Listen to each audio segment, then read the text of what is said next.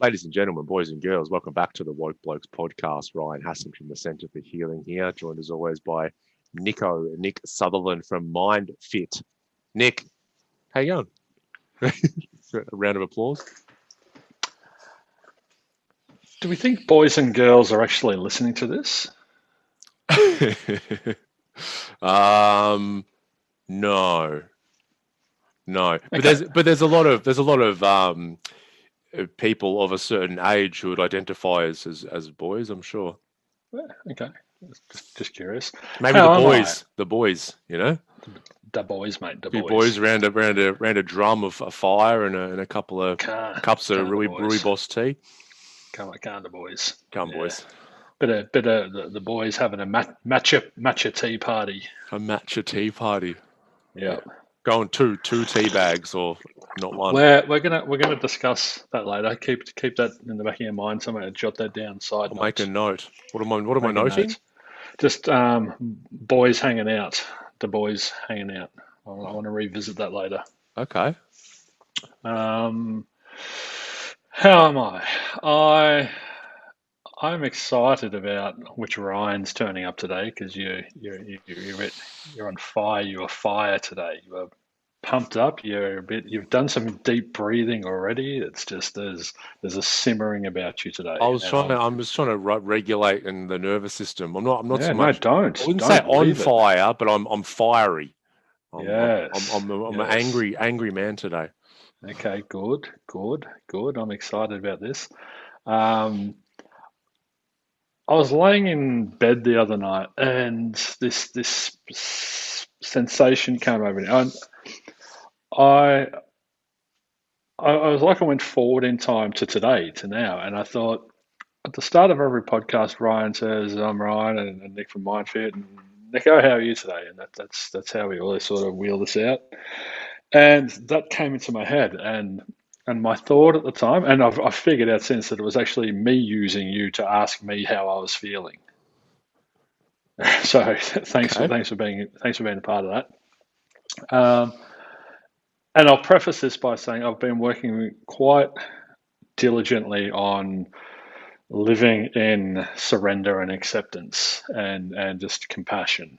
So I've been really trying to just let go and practice non-attachment. And I'm laying in bed and I used you to ask myself how am I feeling, and what came into my mind and what came through me and over me was I am in love.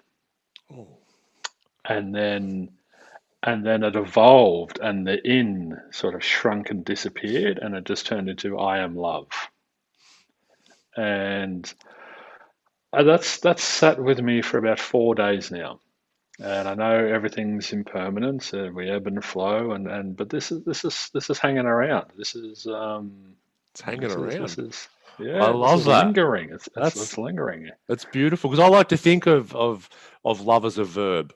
And I think that's what you're Hmm. describing here. It's some people think it's an emotion or it's a state or, the universe is the ultimate underlying force, is this force of love. And I do like to think of it as a verb. It's like, am I being love in this moment?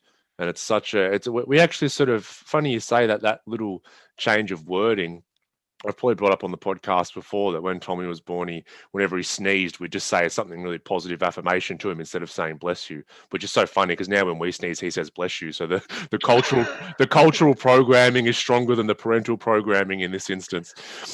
So we would say like, you are worthy, you're enough, blah blah. But then it got down to, I would just always revert and say you are loved, because I think at the time as well I was working with so many people, and I still do, who at their core feel unlovable. Hmm.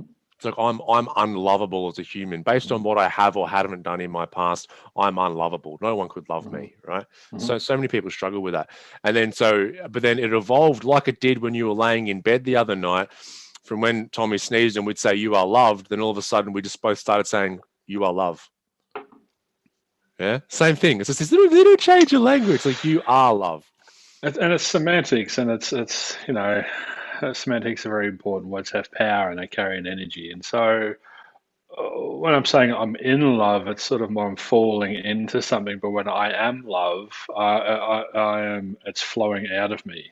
Yes. And and I'm loving everything. I'm loving the struggle and the peace. I'm loving the conflict and the quiet. I'm loving the rush and the stillness. There's it's like the binary system has just crumbled, and there's no it's just all and everything now, Beautiful. and Wow. just being a witness to it all, and it's a really interesting space to be in, and it's happened as a byproduct. As I said, I wasn't aiming for this. I wasn't trying to be this. This was a byproduct of just practicing non-attachment and surrendering, and it's yeah, it's a really. I'm just yeah. I had a client the other day who was quite unhealed through childhood experiences, and I just gave him a hug when he walked in, and he was just like, oh, didn't know how to process that Properly experience, and I said, it's receive like, that. Mm. yeah, and it's just like I'm just sit with it, mate. It's uncomfortable, I get that, but just see what happens, and you could just feel him starting to loosen up. It was like he was getting a massage, and all the knots were coming out, and all of a sudden he just sat down, and he just had a completely different look on his face, just from being loved.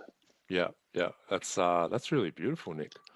That's really Yeah. beautiful, and I love it. So So it's anyway, enough of that shit. How no, no, angry not are you? enough of that. No, not enough of that. Oh, this is going to start to dissolve my anger, Nick.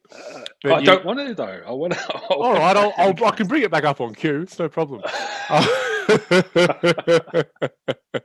um, but you're right. I think this state of love, there's this well of love inside of us that wants to pour out and love everyone and everything, not just all the good stuff, but also all the challenges and everything. And then, the great masters always talk about this conditional love and unconditional love. And the state that you're talking about is one of just unconditional love. It's so I'm just going to get this love that's inside me and it's going to pour out of me. And there's no conditions on it because we say, look, I'm going to let love pour out of me if you love me back. Or I'm going to let love pour out of me until you do, or someone does something that I don't agree with. But then I'm going to turn the tap I off. will love you, or I will love you if you do X, Y, and Z, Yes, and then I will show you love, yes. and And I've that bypassed that. Yeah, and that's it's such an amazing state, and it's very hard to get our heads around because in our Western culture, the idea of love that we have been programmed with from TV, movies, music is one of conditional love, Hmm. right? And so it's a real reframe to be able to say, and you can use an example which is quite challenging for some people to think about. It's like you can be with a husband, wife, boyfriend, girlfriend, partner, whatever it is, and it's like, well, I'll love you if, and you try and remove that if, and it's like, can I love you even if you leave? Right. And that's like the loosening of like all of the conditional attachments. And that's very, very hard because you might want to say yes, but you're like, no, I can't love if they do that. I can't love if they leave me. I can't love if they left me for someone else. I can't love me if they acted this way. Well, I've been talking to a lot of clients that have been, I don't want to use the word mistreated, but treated not very well, I suppose, or yeah, I don't know how you describe it, but and I keep talking to them and coming back around to this just wishing well for everyone. It's like I'm rooting for everybody, to use that American word. It's like I'm everyone's cheerleader, and even if someone's out there causing great harm, it reminds me of that quote I read once on socials or something. Somewhere it's like you know too much psychology when you can just understand everyone or whatever. And I'm probably paraphrasing there, but it's like in Mindfit we've got a tool that we use. It's called looking beyond the projection, so looking beyond what people are doing, and essentially, we talk about hurt people, hurting people, and so I'm not looking at people on the surface level. I'm looking at where this is coming from, and they're hurting. And a beautiful client came in the other day, and she's going through a terrible time of this breakup, and I said, yeah, but let's just wish your partner well. She's really toxic. She's not in control of what she's saying or thinking or doing. And let's stand to the side and let's let it all pass you by. And let's just hope that because she's lost. Let's hope that she finds her way back to humanity. And she's nearly started twitching. She's like, but she's done this and she's done that. And I'm like, no, she hasn't done this to you. You know, this isn't personal. This isn't about you. This is about her. And it takes quite a most of the session to try and undo all of that ego that's heavily involved. And I guess that's what's really coming through now is I think my ego is just sort of been parked over there for a bit. Let's kind of, yeah, it's let go for now. It's like, because when you think about the ego, it's kind of this wants to hold on to everything. It likes solidity. And And the Dalai Lama said that suffering occurs when we try and make permanent that which is not permanent. mm, And the law of nature is that everything is impermanent. So our yeah. egos constantly want everything to remain the same. No, that has to be there, and that has to be there, and that has to stay in that condition, and that can never change. And you need to be in my life forever, and even till death do us part. Like that's just setting people up for suffering. Mm. Um, so yeah, parking all of that. It's just. Yeah, I'm just really enjoying being love at the moment. I'm enjoying you being love. Thank you. I It's love your anger. we I love your anger. And that's it. So do I. That's where we get caught up, isn't it? We've spoken about it before, and especially as humans, and especially us guys, we get in these cycles of resisting our emotional state with another emotion. So it's like, as a guy, I'm sad. And it's like, well, I don't want to be sad, so I'm fucking angry that I'm sad, and so I keep going around in circles and circles and circles We to call fill that myself a deeper hole. getting distorted at our disturbance. So we get emotionally disturbed, we're in suffering, and that's that. Yeah, we carry the distortion. I shouldn't be angry. It's like why as soon as you create that thought, that's an irrational thought, and that's going to just bend your perception Yeah, out of shape. So yeah. Well, it's I'm wrestling with reality in that moment. I, Daisy, our 8-month-old puppy, she's been just chewing beds, and it's creating a lot of suffering for everyone. And but I'm just observing again. This is just her nature. This is her. It's like being angry at a mosquito for biting you. yeah. It's just that's on you. It's not on the mosquito. It's not on Daisy. It's our responsibility that we're leaving beds there where or we're not entertaining her enough or whatever. This isn't on her at all. This is so I'm just loving her nature. All right, it's causing some destruction and and an but that's all it is. It's just an inconvenience. We're not escalating this up the scale of doom, and it's all just she's fucked and it's the worst ever. She's such a bad dog. She's not a bad dog. She's an Mm, awesome dog. She's just being a dog. yeah. She It's her nature, She and so shouldn't be this a is, dog. She should be a responsible human being. and so understanding is the cornerstone to love, and I think that's what I've been trying to do. It's just our human nature, understanding our nature, the law of nature, our nature, the universe's nature. Like it's always ebbing and flowing. Someone says, "Oh, every time I turn up to a session, it's like one week I'll be all height, and the next week I'll be calm. The next week I'm height." She's noticed this pattern. I said, "But you are part of the universe. You are the universe, and you are ebbing and flowing as the universe ebbs and flows." She goes, "Oh yeah, that's cool." That's cool. You are the universe. That's cool. That's cool. Nice. Can I get that on a t-shirt or something? You probably can. Yeah. Yeah, well, it's one thing I learned from Paul Levy, who's an author, which is really beautiful. It's like he Is he an author or is he a man who wrote a book? he's both of those things. He's the No, he's not an universe. author. He's not an author. That's That's the part of thing. who he is. No, it's not. He's not. That's part of his identity, or it's part of the suit that he wears, or the narrative that he's But so created. is his name. So how do I Yeah, describe him? exactly. But he's not an author. Like, go back and dive into the Ram Dass thing, and he's like, we're all just in these suits trying to convince each other of how important our suits are, and it's like because society says you have to be this, and so he's not an author. He's written a book, but he, no, no, we'll go into that I know later. what you mean, but I've got to describe it because people might want to read the book. So, are you a therapist? Yes. Or what level are you describing me here? Like I could Well, say that's the I'm thing. I'm an infinite That's being made of light.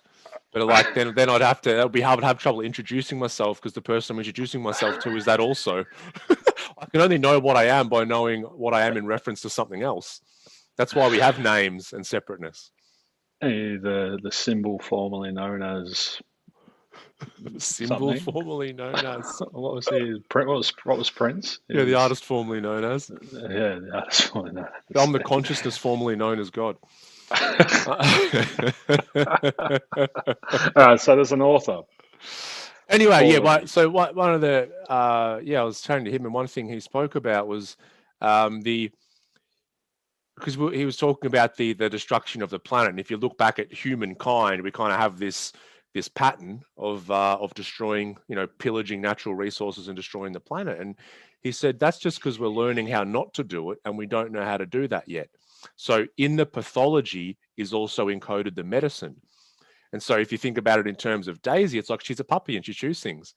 But then one day she might learn not to, but she can only learn not to do it by doing it. Does that make sense? It does, yes. So that's why it's like I can loosen my grip. Yeah, it's contrasting. Hmm. How could I learn to not take drugs? By taking a lot of them. You know what I mean? It's like I can't. I've never taken any, and I learned not. Well, have I learned not to take drugs, or have I just learned that drugs aren't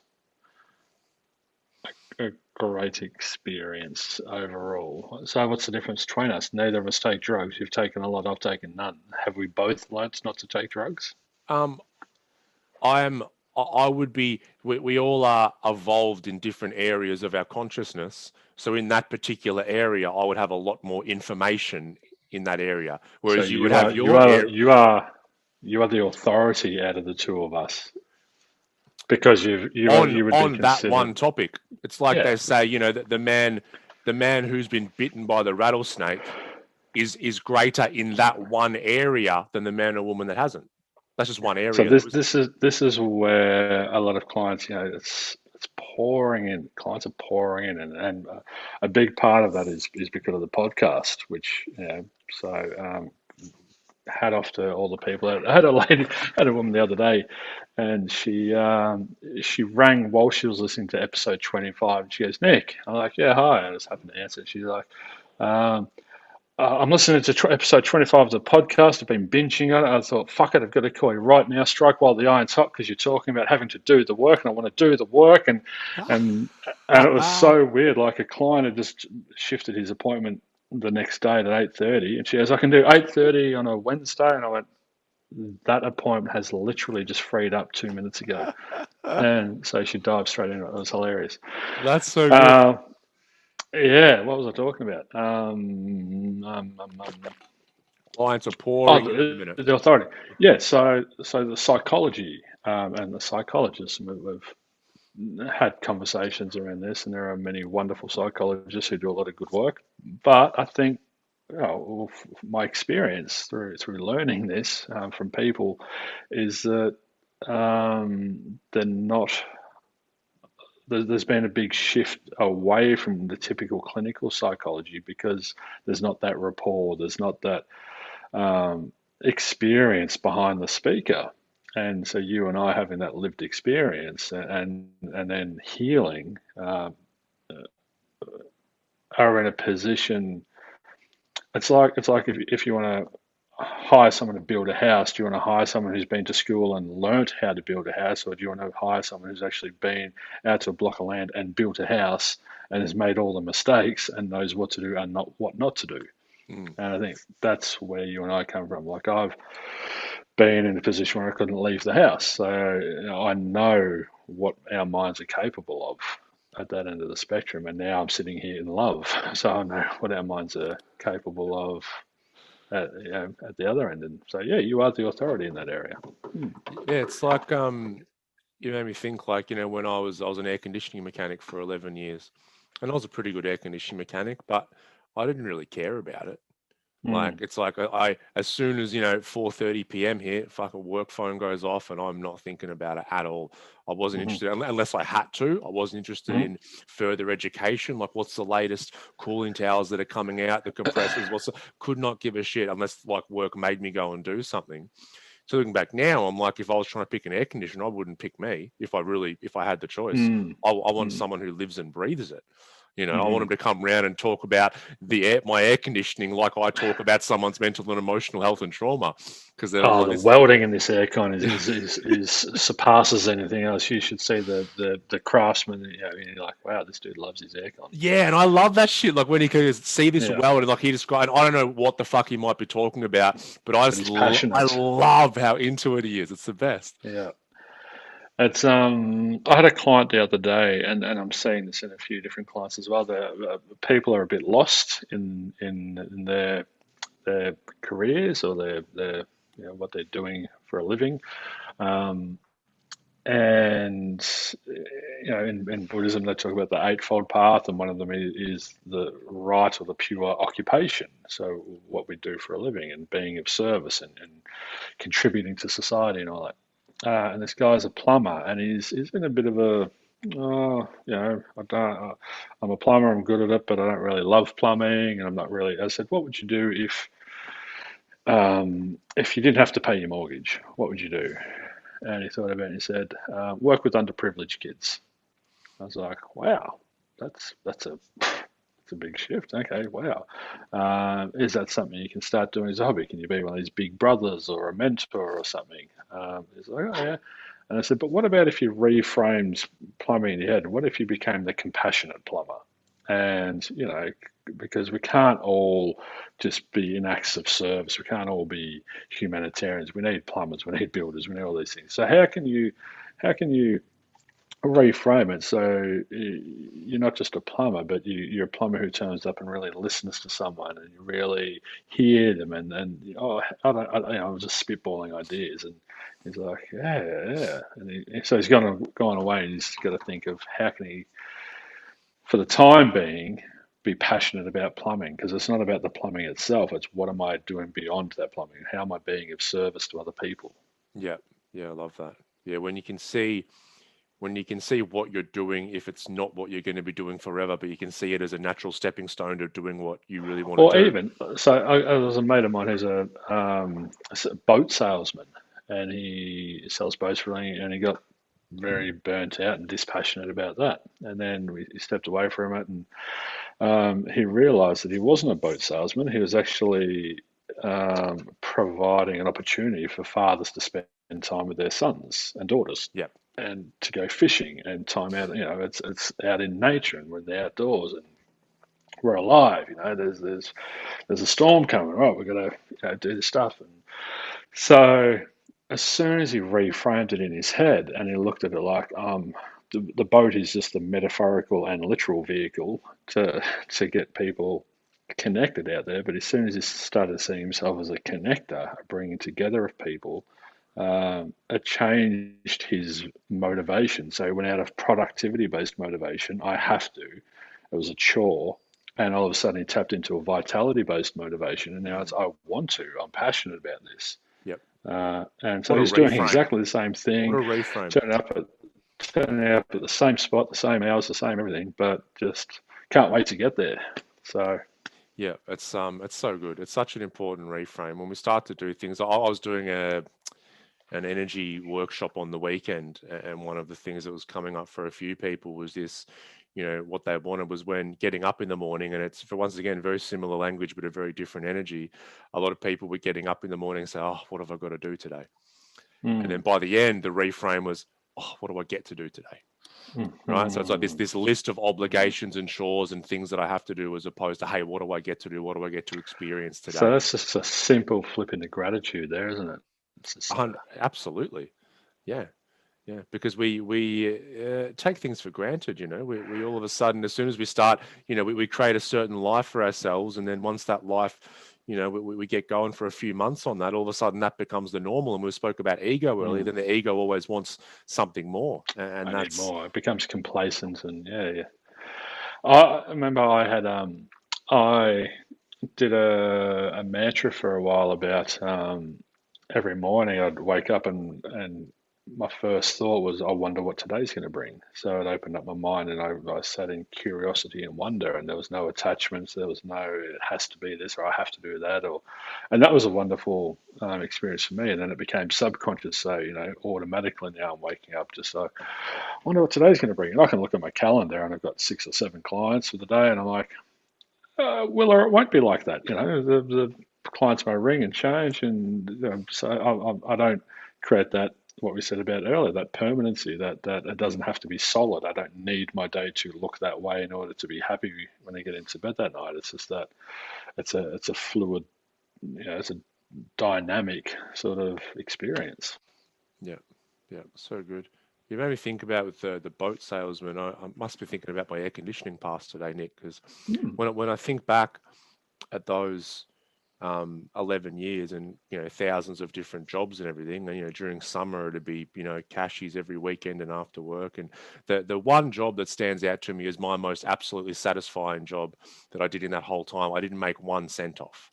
Right. And I still remember it was a Saturday and it was the middle of summer. It was like fucking 40 degrees. And so I was like run off my feet with all these different cashies and that kind of thing.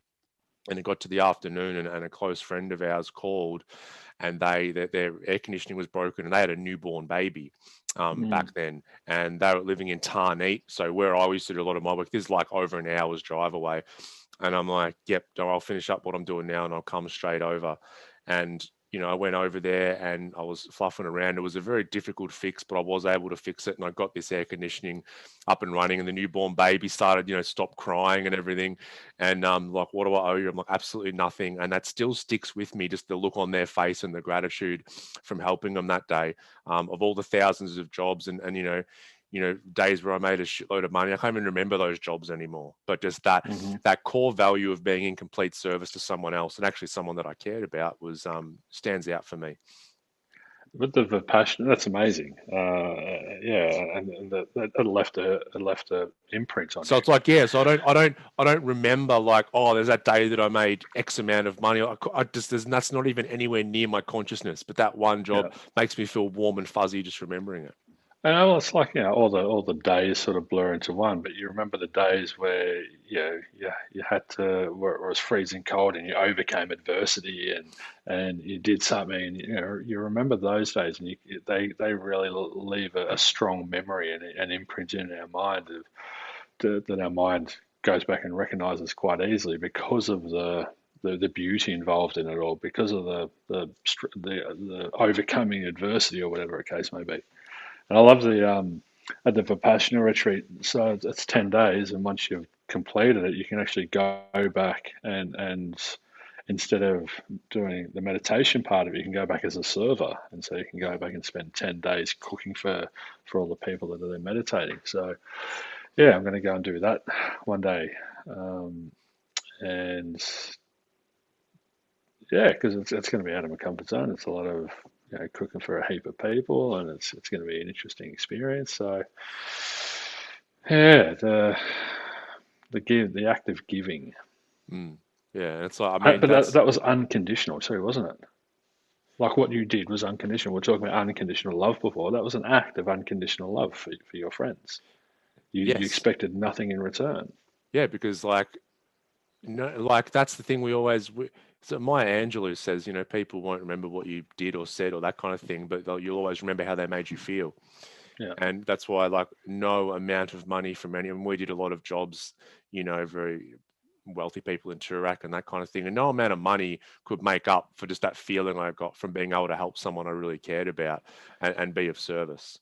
And So that's what why, can we all take out? What can listeners take out of that? It's that I see clients pro bono, and sometimes, and I'm yeah, part of my model is how can I give to somebody, because I'm in a very fortunate position where I've learned a lot, and I'm in a position where I can be of service and help people, and I make an income off it. But there's people that can't afford my mm, services or whatever, so it's still nice to be able to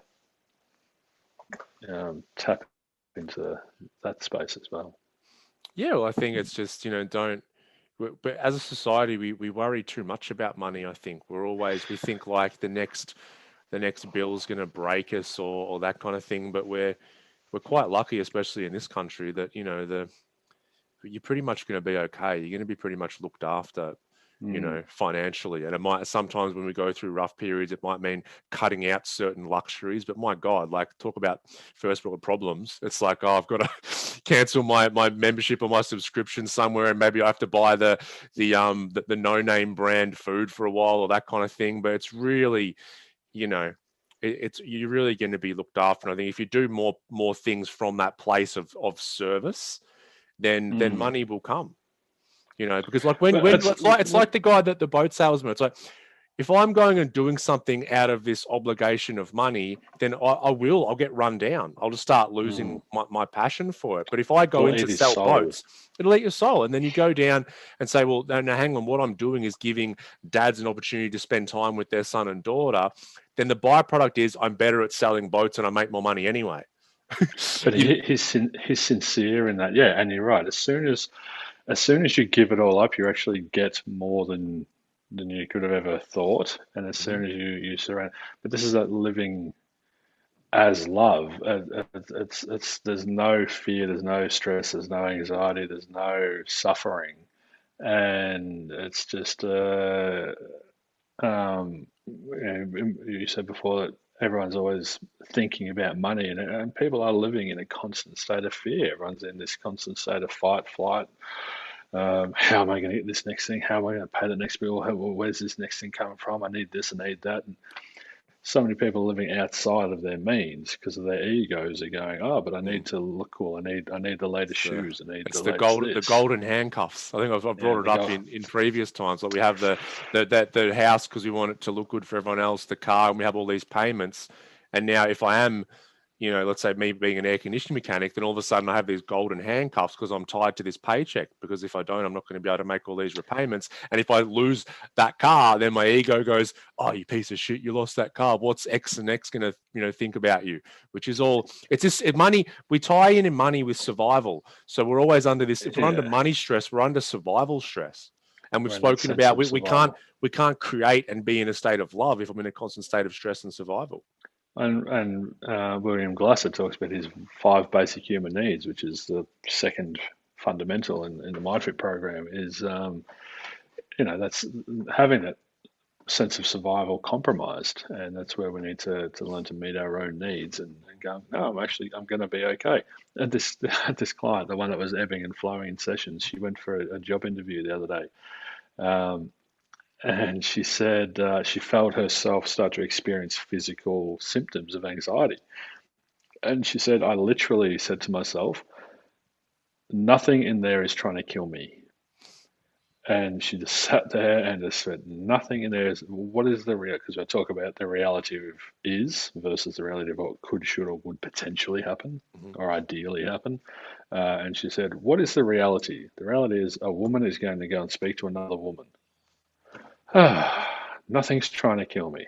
Okay, so all of a sudden, just in the space of a couple of minutes, she bored herself down from that heightened state. And just went in and she said it was the most wonderful conversation, and she was coming at it from the heart, and there was no anxiety in there, and she was present and grounded, and just she listens to them, and she said it was such a more effective space to be in because it just produced a wonderful time. Yeah, I had a similar conversation this week with a client. Also, they were going in for a performance review. It was in their new role, and they'd obviously struggled with anxiety a lot. And she was saying similar thing. The body starts having this reaction. It's called neuroception. It's our nervous system making an assumption that we're going into an unsafe environment. And so her sort of past was, and this is for a lot of people, that anxiety starts to come up. I'm like, no, don't. I don't want to feel this. I don't want to feel this.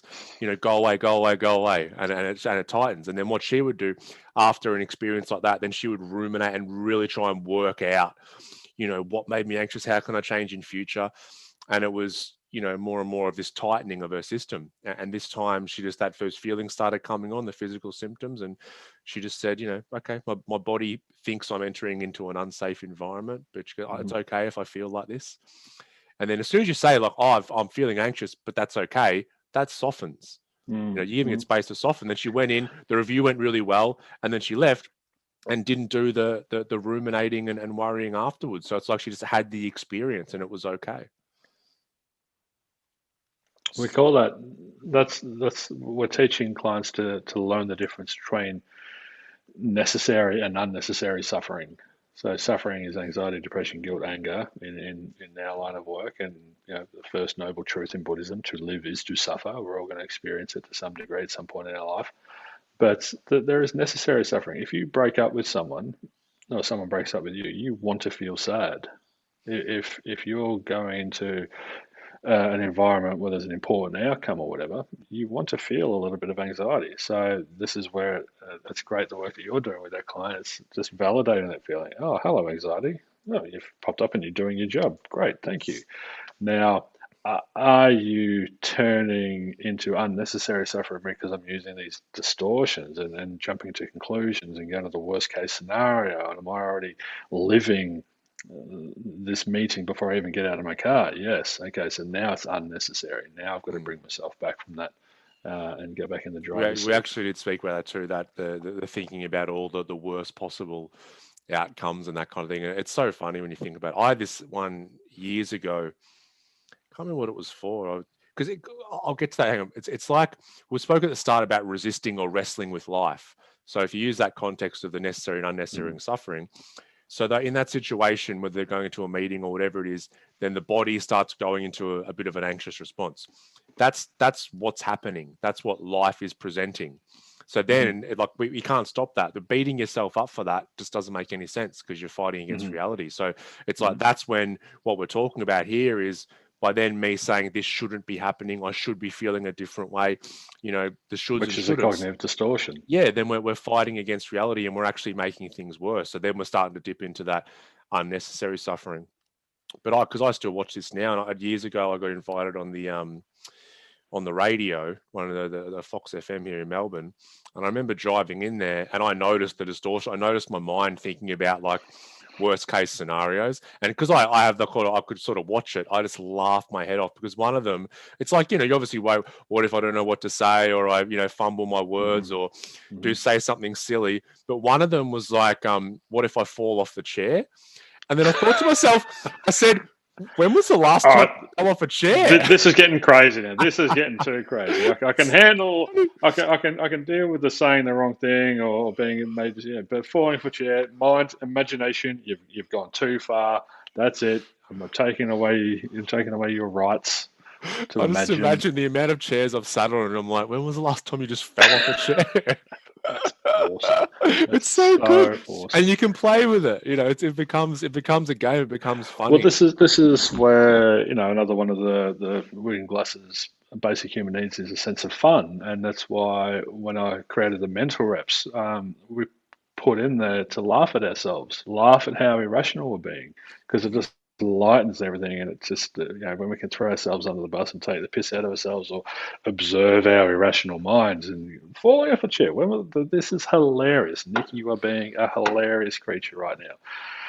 It puts us, then we can sort of rewind and go back into that space and just sit there and observe things objectively. Right, the reality is that I'm just going to turn up and I'm going to speak and answer questions, and I know what I'm saying. I can ground myself, I can reinforce my confidence, and it's all going to be good. So Yeah.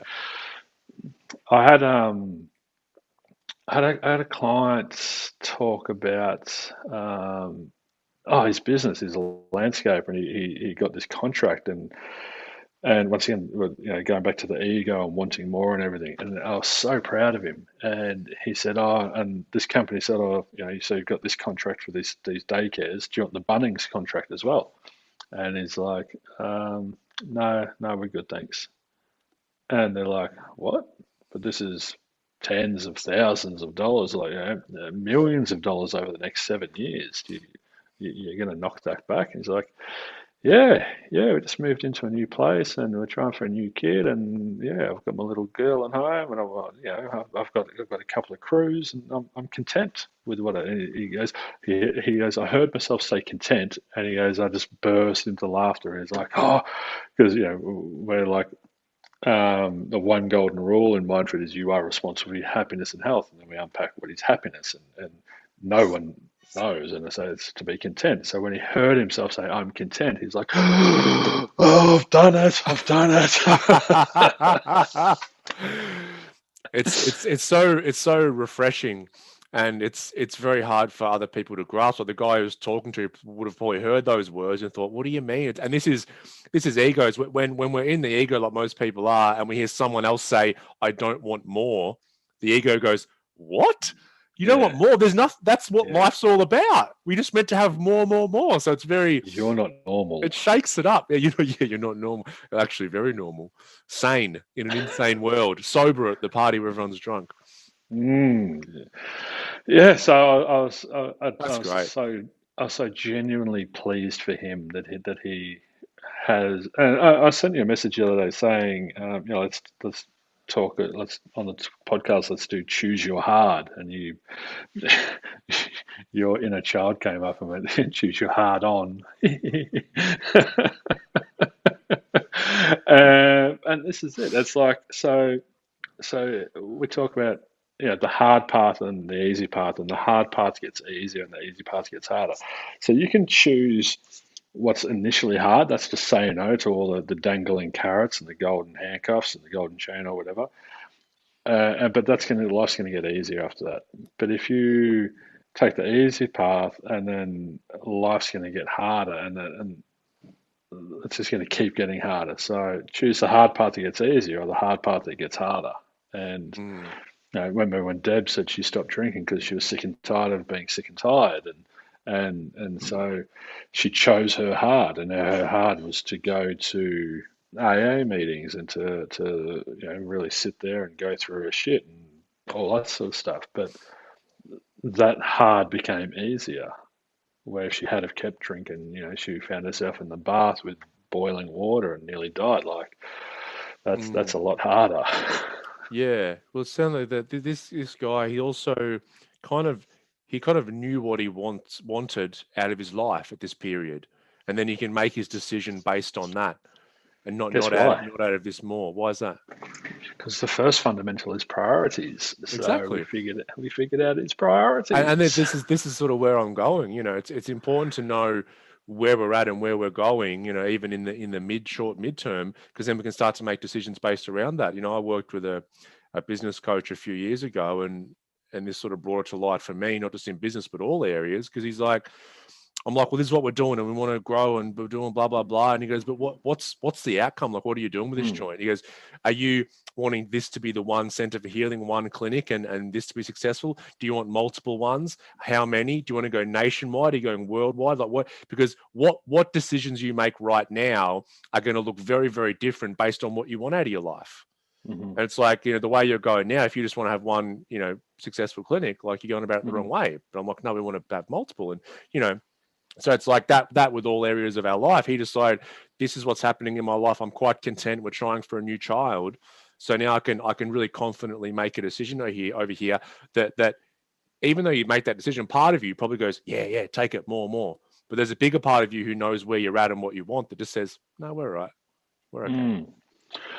Yeah, spot on. I had a client come in for a discovery session, and we talk about discomfort precedes success being the Mindfit motto. And then we sort of sit there and, what is success for you in terms of this work that we're doing? If you do a 12-week or 12-month program, how are you going to define whether that time has been worthwhile? What's success for you? And he gave him 5 minutes, and he sat there and pondered and wrote and pondered and wrote. And at the end of it, he goes, this is why this is going to work instead of the psychologist I went to, because immediately, even just without doing any work, just writing this down, I'm now clear. I have clarity Mm. around where it is I'm going.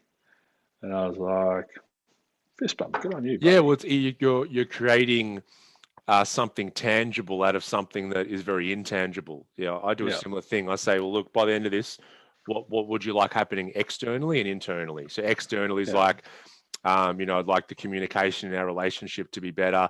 I'd like to have, started my own business or whatever it is. And then internally, it's like, well, I would love that anxiety reduced by X amount. I would love to be feeling more peace and contentment. And like you said, it's really important because then you can actually, because with our mental and emotional health, Yeah, it's not like, do your body fat caliper, readings and that kind of thing, and you got this tangible result. You got to create that. We do it a little bit at the start where we talk about stimulus-based response. So being responsive versus reactive. So stimulus, react, and then go into that space. And I ask people to, out of 100%, what percentage are they reactive versus responsive? And I'd say 8 or 9 people out of 10 would say 80% reactive. Mm-hmm. So point A, they're 80% reactive. So they're only mindful and conscious and choosing how they think and feel and behave 20% of the time. Mm-hmm. And I'm like, okay, so what's ideal? And this is a great question because you're going to hear you learn very quickly who the perfectionists are. And they're like, oh, well, it should be 100% responsive. And like, bow, and we start laughing at them. And we're like, no, that would be utopia and that would be boring after a while. So you're still human. Sorry, you're not enlightened yet in this lifetime. What do you want to be? And so, yeah, we figure out 80% of the time responsive, 20% of the time we're still going to be human, we're still going to have egos, we're still going to react, and that's okay. So that's a 60% turnaround. Yeah. So, and then we turn that 60% into 60 kilos. And we're like, okay, so how long is it going to take? You're 60 kilos mentally overweight now. How long is it going to take you to lose that weight? And so it really frames it in the head that, oh, I've got to actually do the work. There's no quick fix. There's no pill. There's no wand. It's like, oh, shit. All right, put my shoes on and go for a run. Do the mental reps. I love that. I would have been if I came to see you in the past, back then, I would have been that guy. Oh, 100%. We'll do it next week. What's the quickest someone's done it? I'll do it faster. What's the fastest someone's ever done it? What's the fastest? Yeah. I'll do it one day faster. I'll beat him. I'll beat him. Fucking, I've got this. Give me a picture. I'll put a picture of him up on my mirror like Rocky. Oh, the egos. They're a wonderful thing. It's a classic. Boys hanging out. Yeah, I said to, so I've been asked to co-create a weekend retreat down at the Grampians, which is not Grampians, the Wilson's Prom, which is right on the southern tip of Victoria, by this company called Holistic Hikes. Shout out to Shan and Amanda. Check them out; they're doing some great work, and so they do hiking weekends down there, and they came across Myndfit, and they're like, oh, we'd love to bring a meditation, mindfulness sort of elements to a weekend. Can you bring something to the table? I'm like, yeah, wow, sounds great. And when we were creating it, we didn't really check what weekend it was. And it turns out it's on Father's Day. So the Father's Day weekend. So now we have to sort of reframe and go, yeah, maybe just turn up on Sunday, being a better father after spending a few days hiking and being mindful and whatnot. Yeah. But I said, and the guy was curious about it. And he said, it's such a weird concept because most, the narrative for blokes to catch up is, hey, let's catch up over a beer, or let's go and play golf and have a few beers afterwards. There's always seems to be alcohol as the motivator to come together and have a chat. And I said, is it unrealistic to think that we can potentially live in a world in the future where blokes just catch up and say, hey, do you want to catch up? Do you want to catch up? Yeah, look, it's a really interesting topic. And I think it has to do with, can we go away for a healthy weekend? Can we go away where we don't take a couple of slabs away when we go camping? Can we go, instead of a company creating this weekend, can a couple of blokes go, hey, let's go hiking this weekend? Yeah. And not take a bottle of piss away. Yeah, I think it's going to be changing over the next 20, 30 years. And I think it has to do with kind of rites of passage. I think that we've had such a dominant culture around our rite of passage, especially as a guy. It's like, okay, I'm of a certain age, I'm just going to get pissed. And I'm going to come together with myself. It's like this, we get programmed with it, because we saw it. From our parents, their friends, even grandparents, like it's such a cultural thing. And then we grow up and then we start doing it. And so, now we're, 30s, 40s, 50s, that kind of thing. And 60s for you, Nick. But and then we I love you. I'm in love.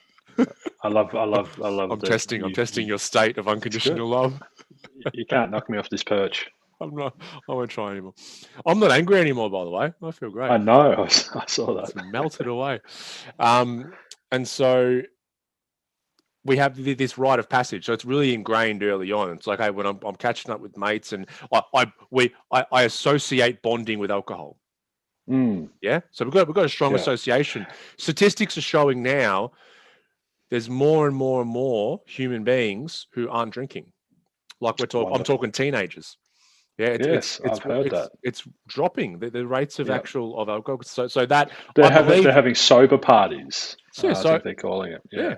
So you think those teenagers are going to become adults with less of that bonding and alcohol programming, then they're going to have kids. So I think this is going to be, because cultural stuff just takes a bit longer to shift. And so I think, yeah, over Mm-hmm. the next few decades, I'll be very interested to see. And I think there'll be more of that going on, because I'm also seeing, like I see these men's circles and men's groups and everything popping up everywhere. Like it's a real, Mm-hmm. and these things come about because there's this deep yearning for whatever's being presented. So when I see a lot of these men's circles coming up that aren't alcohol based, I'm like, there must be this deep yearning of the masculine that wants that.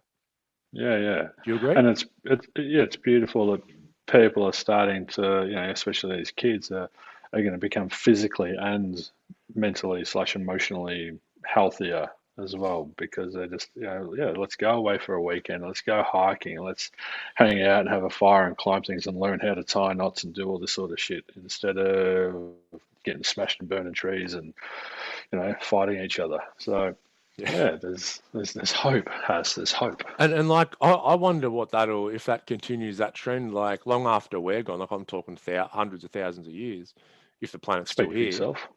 if the that state of love that you're in will still be there. Yep, yep. Um, I wonder as well, like in terms of our evolution, like our prefrontal cortex doesn't form until we're 25.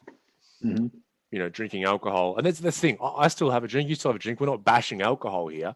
I'm just saying on this cultural level, drinking um, isn't good for our brain when Mm, done in excess. And mm, so you can imagine the mm. amount of drinking that happens in our culture from like 15 to 25 while that prefrontal cortex is still forming, is And we've massive. got no control. We've got no self-control, and we've got no self-discipline. We're just Yeah, like, yeah, let's all get fucked up and let's smash as much as we can. So yeah. we're not setting ourselves up for, you know, not setting our brains up for the rest of our lives there, are we? And I think if I think back to my story, and I'm sure it's similar for you and people listening, it's like obviously I was binge drinking heaps before I was 18, but I Mm, remember literally turning 18. And apart from, going and getting my license to drive, the first thought that I had is, we're all going to the pub. I can go to pubs legally now. So everyone we're mhm, going to go to the mhm. pub. And then that just became a thing.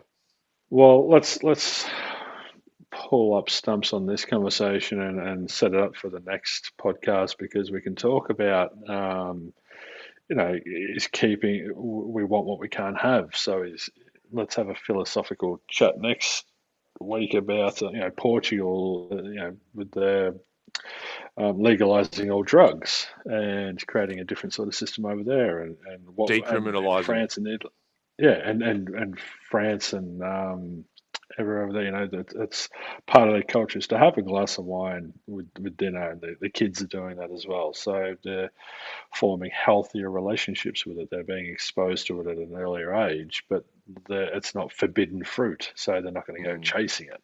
yes. Yeah, I think that's a great topic for a podcast. Let's do that one. Okay, That'd be great. I Yeah. will promise I will do no research on it whatsoever.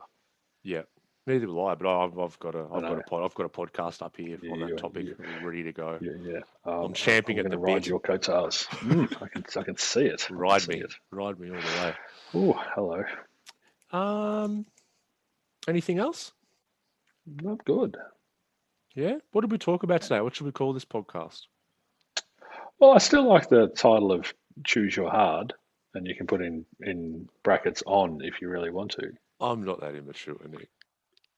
You totally You are. shouldn't make up stories to the listeners saying that I sent that in a text I've got message. I've You're got painting evidence me in on a my very text immature message. light, a very Good. distinguished, responsible adult.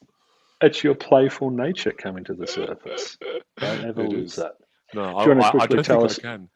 Do you want to quickly tell us? Do we need to go back into your suffering and why you were angry, or do we not need to Pick at that I'm wound. not really sure. Like, I was told Mel, I'm like, she's like, I'm like, I'm pretty angry. She goes, yeah, I know. And I'm like, yeah, I'm not sure why. So you spoke about using laughter and playing with things, and you can only do that. Like I talk a lot in our, embodied processing course around drowning in an emotional state, Mm, as opposed to, being swept away. being Yep. ankles deep or even wading in there like actual Yeah. drowning. And this is what happens. We dip into a state like anger and frustration, and we end up just drowning in it and we get lost. Whereas if Mm, we can keep our head above water, we can just sort of watch what's going on, even just before we turned on the podcast. Because I was already, and it's funny because when you're in an emotional state, you kind of attract more of it. And I know that. And it's so mm. funny. So I went to grab a coffee and I left myself plenty of time before the podcast. And then I got down there and she had to make about 30 coffees before mine. So I'm sitting there waiting and just I'm Getting like, wound right up. yeah, getting wound right out. It's the best. And then I got back and I just needed my water bottle. I'm in the other room and Mel and Tommy there and I'm like, it's like, what are you looking for? I'm like, where's my fucking water bottle? Right. And then she looks at me and goes, I put it in next to the laptop. And then we both pissed ourselves. I'm like, I'm so angry, aren't I? She goes, yeah, you are. And we both laughed.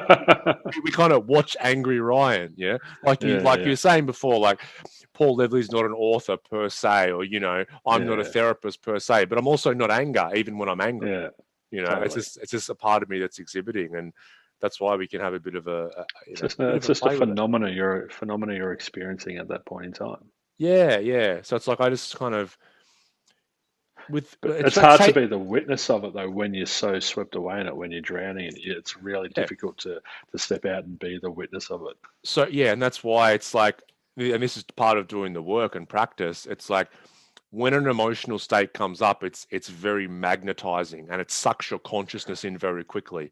And then Mm, the longer that your consciousness is sucked in, the harder it is to pull it out. Right? You can still do it, definitely. That's why I think the practice of noticing straight away when you're starting to get pulled in, you're like, so you might get waist deep and go, oh yeah, come back up here. So when you Let's say just pulled in, that's we call it going down the easy path or into destructive thinking. mhm. And when you find yourself in that emotion, when you finally come into an awareness that you're in that suffering, that's where, excuse me, you do the mental rep and you pull yourself out of it, as you're saying. So you get sucked in, you can bring yourself out of it, Yeah. but it takes a specific skill set to do that. Yeah, yeah. It's like I need to recognize that I have this muscle of awareness, or this. I can direct my consciousness or Mm, energy. Our consciousness is our energy. Whatever we put yeah, yeah, energy on, yeah. our consciousness will put energy on. So I have to recognize that I have the skill of pointing my consciousness somewhere, and then I have to practice pulling it out when it gets pulled down into a destructive state. And so then that's Mm, like it's like I've just realized that I have a bicep that I didn't know. I've got like a third bicep on my back or something that I didn't know was there. And then I need to start consciously working on it to grab it. Because then, like you spoke about it becoming subconscious, you saying, I wonder what today will bring. It's the same. So whenever our consciousness gets sucked down, eventually we want it to be just completely natural to just pop back up and witness it. yeah.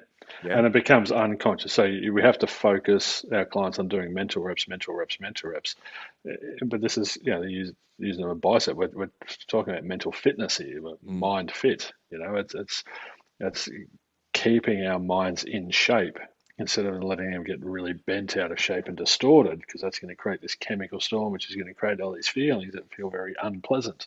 And then by nature, we don't like feeling unpleasant things, so we're going to have more of an aversion to those unpleasant things, which is going to fuck us right up because we're going to create a whole lot more of that unpleasantness, and then we're going to be like, oh, and then we're going to need, where's a beer, fucking beer, give me a beer. Yeah, that's how it works.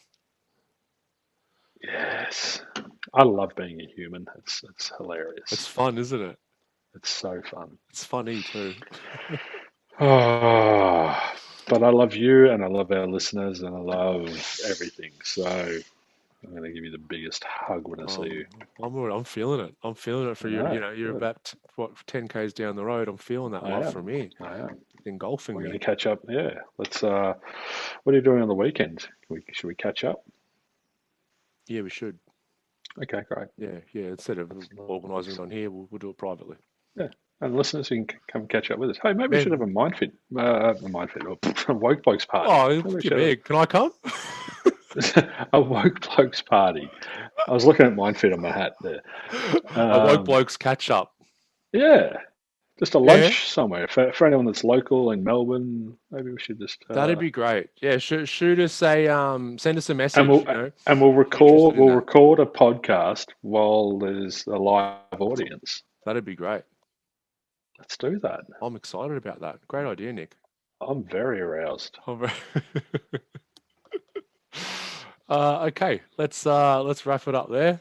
Thank you everyone for tuning in. Choose your hard. Nico, Um, pleasure as always. It's funny. All right, we'll see you all next week. peace. Bye.